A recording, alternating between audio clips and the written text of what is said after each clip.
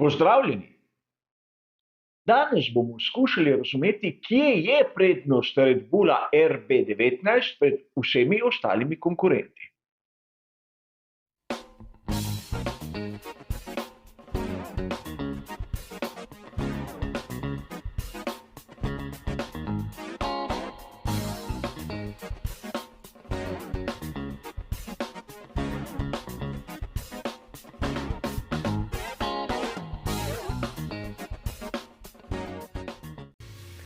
Verjamem, da mnogi izmed vas ste v preteklih tednih naleteli na, imenujmo jih, posplošene trditve in pavšalne primerjave. Verjetno smo vsi mi naleteli na članke, kjer so avtorji trdili, da na primer Aston Martin AMR 23 je le kopija Red Bulla RB19 ali pa da Mercedes W14 je popolnoma zgrešen aerodinamični koncept. Videli bomo v nadaljevanju, da moje videnje prednosti Red Bulla RB19 se skriva bistveno drugje, kot trdijo razni poznavalci, ampak najprej se bomo ustavili pri teh posplošitvah, ki po mojem osebnem mnenju nimajo neke osnove. Najprej primerjava Red Bulla in Aston Martina. Verjetno od daleč in v slabi svetlobi sta nekomu, ki ni vešč Formule 1, ta dva bolida res podobna in po njegovem znanju enaka. Če pogledamo to primerjavo, bomo takoj videli, da podobnost izgine v trenutku, ko se osredotočimo na oblike. Vidimo lahko že na prednjem delu, da določene razlike so, ampak aerodinamični koncept bočnih struktur je različen, niti ne podoben. Vidimo na tej primerjavi, da zračni tok je usmerjen drugače. In to nam že pove, koliko se na Formulo 1 spoznajo oni, ki trdijo, da je pravzaprav ena in ista zadeva. A sedaj pustimo pri strani, na primer, izjave Helmuta Marka, ki samo izzivajo in nočejo prikazati realnega stanja. Ustaviti se moramo še pri Mercedesu W14. Namreč mnogi trdijo, kako ima popolnoma zgrešen aerodinamični koncept. In verjamem, da tovarniški ekipi Mercedes se ne nahajajo tam, kjer bi se želeli. Ampak po drugi strani, kar se tiče konstruktorskega seštevka, so pravzaprav tam, kjer je presenečenje letošnje sezone že prej omenjeni Aston Martin AMR 23 in daleč pred Ferrarijem. In sedaj se poraja tisto vprašanje, če je Mercedes W14 zgrešen, kaj bi lahko dejali o Ferrariju SF pomišljaj 23. In seveda, če je Mercedes W14 zgrešen, kako je lahko Aston Martin AMR 23 zadetek v polno? Zaenkrat po dveh velikih nagradah sta obe ekipi dosegli enako število točk. Strinjam se z vami, po dveh velikih nagradah je rahlo nespametno delati takšne trditve. A vidimo lahko, da tudi oni, ki so na nasprotni strani, nimajo tistih močnih argumentov, ki bi podprle take trditve. A pustimo sedaj to in lotimo se glavne tematike, kje je prednost Red Bulla RB19. Namreč mnogi ste opazili, da pri Red Bullu težav s pnevmatikami ni. In to je bistvenega pomena, kajti na primer pri Ferrariju smo lahko opazili, vsaj na veliki nagradi Saudske Arabije, da so se težave pojavile pred ostalimi in govorimo o degradaciji. Argumentu, ki je zelo pogost tudi tu na kanalu. Mnogokrat sem ga že opisal, ampak še enkrat, na hitro, na kratko.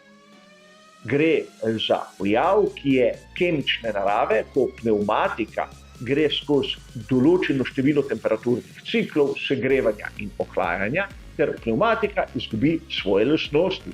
Je pojav, ki je prisoten pri vseh ekipah. Samo pri nekaterih bolidih se pojavi prej, pri drugih bistveno kasneje.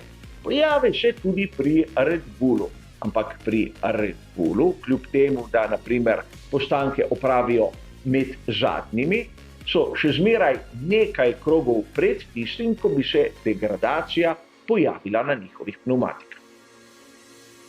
Po drugi strani, zakaj nekateri, kot naprimer Scuderia Ferrari, imajo težave z najtršo mešanico pneumatik pri doseganju temperature?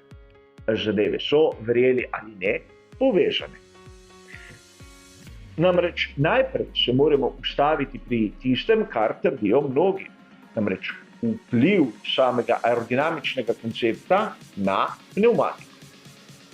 Pneumatika je tisti del bolida, kateri drži stik s podlago in vse sile, ki jih ustvari, recimo temu šasija, aerodinamični del, se preko vpetja seveda na pneumatiko prestavijo na samo podlago, na sam asfalt, na samo progo. Torej, pneumatika je ključnega pomena. In sila, ki jo ustvari bolid, se seveda prestavi na samo pneumatiko.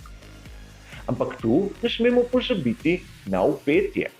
Namreč prav tu so tudi naprimer blažilni elementi in podobne zadeve, ki te sile prenašajo. Tudi oblika samega vpetja je bistvena. In prav tu pri Red Bullu so lahko napravili nekaj, kar ostali niso. Mnogi so v bistvu skrbeli za to, da naprimer njihova šasija ima čim manjši zračni upor, zato v teoriji bi lahko dosegli višjo končno hitrost in po podatkih jo lahko tudi. A po drugi strani, sila, ki se prenaša na pneumatiko, je lahko takšna, da povzroča temperaturna nihanja izven tistega optimuma oziroma ima težave pri doseganju temperature. In zato tu lahko nekako špekuliramo, da pri Red Bullu so letošnji RB19 začeli graditi od spodaj navzgor. Začeli so od samih pneumatik, nato napravili obese in šele kot zadnji element so začeli oblikovati celoten bolid, ki bo nekako služil temu, da bodo pneumatike delovale v optimum. Sliši se rahlo kompleksno, a v resnici ni. Naprimer, težave v Scuderie Ferrari z najtršo mešanico pneumatik v Saudski Arabiji so pravzaprav lahko posledica tega, da njihova degradacija je bila izjemno zgodnja. Govoril sem, da pri degradaciji gre za temperaturne cikle segrevanja, ohlajanja. Z nastavitvami se lahko to tudi omili. Namreč s tlakom v pneumatikah, z blažilnimi elementi, s koti na samih pestih lahko dosežejo, da to nihanje nima takšne amplitude. Torej se segreje manj in ohlaja manj. In seveda to povzroči, da degradacija se lahko pojavi malce kasneje. Ampak če se segreva manj, se lahko tudi ne doseže tiste želene temperature. Še posebej, če sredi vikenda, kot smo lahko bili priče, Pirelli dvigne tlak za funt na kvadratni palec. In tudi tu lahko vidimo, kako pri Ferrariju so imeli težave pravzaprav ne glede na njihov aerodinamični koncept, kajti tu bi rad dodal nekaj. Sama pneumatika, ki se nahaja na platišču, v bistvu čuti silo, ki jo prenaša vpetje. Ne čuti pa razlike, ki jo nekako generira takšen ali drugačen aerodinamični koncept. To sploh ni važno. Važna je sila, ki pride do same pneumatike in tu, kot sem vam že omenil, je v sredi vpetje. In pri Red Bullu dobro vemo, da na prednji osi imamo čisto drugačno rešitev, ki je bila prisotna že lani. Ampak vidimo podobno zadevo tudi pri McLarenu, ki je pa tam zadaj. Po drugi strani smo lahko videli prav v Bahreinu, da tam pri nosilcu zadnjega aerodinamičnega stabilizatorja je tudi izjemno visoko vpetje trikotnikov pri samem Red Bullu RB19. Nekaj, kar ni še čisto jasno, kako služi, ampak je različno od onega, kar vidimo pri konkurenci. Torej, treba je razumeti, da pri Red Bullu so v samem konceptu napravili bolid, ki nima težav z degradacijo. In imamo dokaz za to. Na ekranu je praktično rezultat petkovih prostih treningov velike nagrade Savdske Arabije. Na prvi pogled nič takega, nič presenetljivega, nič, kar bi bilo vredno naše pozornosti. Razen enega zanimivega podatka. Poglejte čas, najboljši čas pneumatikov medium, ki ga je dosegel Max Verstappen. In če malce zaokrožimo, kajti gre za proste treninge, je bil Max pneumatikov medium v bistvu tako hiter kot ostali najhitrejši s pneumatikov soft. Marsikdo bo sedaj dejal, to je skoraj nemogoče, podatki niso realni.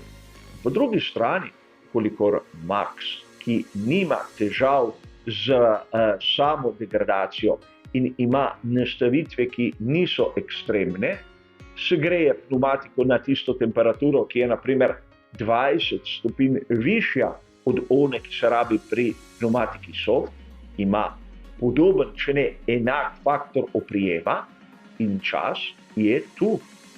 Torej, zaradi tega, ker pri Red Bullu ni treba skrbeti za degradacijo samih pneumatik, imajo lahko nastavitev podvozja takšno, da omogoča dvig temperature v pneumatikah in v bistvu nimajo težav, lahko držijo ritem, so izjemno hitri in kot smo opazili, so tam spredaj.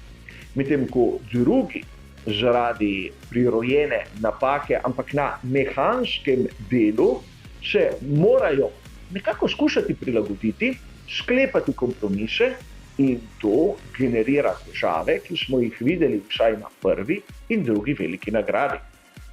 Za enkrat gre za ugibanja. Tako težave vidim jaz, a v nadaljevanju sezone bomo lahko dobili potrditev te teorije ali pa kakšno boljšo razlago, ki bi vse te pojave nekako nam naredila bolj jasne. A za danes, kot ste razumeli, je to vse. Hvala za vašo pozornost in nasvidenje.